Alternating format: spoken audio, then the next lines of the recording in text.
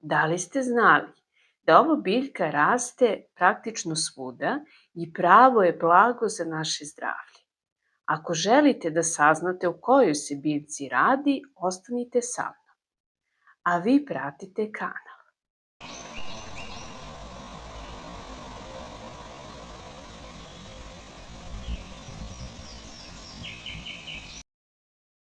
Kopriva je biljka koje se možda klonimo jer hoće da nas oprali, ali ne kaže se slučajno neće grom u koprive, jer koje koristi on i uživa u zdravlju. Ona je bogata vitaminima i mineralima, a jedno od najbitnijih svojstava jeste detoksikacija organizma, zapravo pomaže jetri da se lakše oslobodi nepotrebnih sastojaka koje smo dobili unošenjem hrane i pića, tako da uz pomoć čaja lista koprive, čiji ćete recept dobiti na kraju videa, možete očistiti jetru, a posledično i krv, što za sobom dalje povlači efikasnost u borbi protiv alergija, koje su sve češće poslednjih godina. Jedan savet čoveka koji je imao ogromne probleme sa alergijama jeste da svakodnevno treba popiti 2 šolje čaja lista koprive u kojoj se dodaje po 10 kapi tinkture iste biljke. Naravno, 10 kapi u svaku šolju čaja, a oba sastojka lako možemo naći u biljnim apotekama. Naravno, uvek se prethodno posavetujte sa svojim lekarom da li i u kojoj meri smete koristiti ovaj pripravak.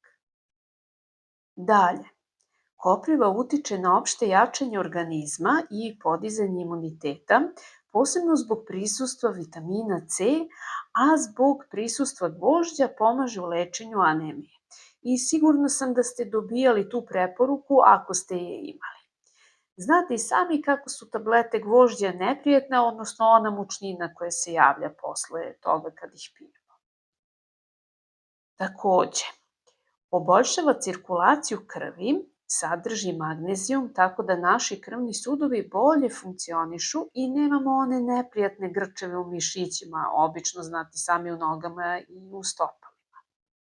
I još jedan pozitivan efekat jeste na našu kožu, odnosno sprečava nastanak akni i na našu kosu sprečava njeno opadanje, a i sami znate da smo uvek ranije, pa i dan danas, koristili šampone od koprive.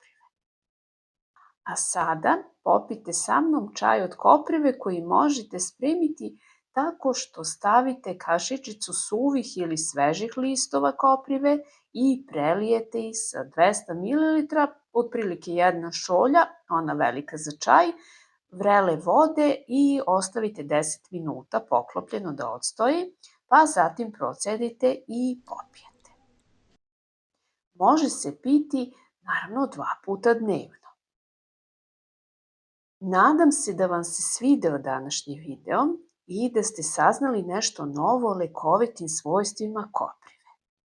Hvala svima koji prate kanal, a oni koji to još nisu uradili, neka to urade kako bi podržali rad mog kanala. Zapratite, lajkujte, delite i komentarišite videe, kliknite na zvonce kako bi bili uvek u toku sa novim videima na kanalu i naravno pogledajte i one prethodne. Do sledećeg videa i sledeće nedelje, živi i zdravi bili!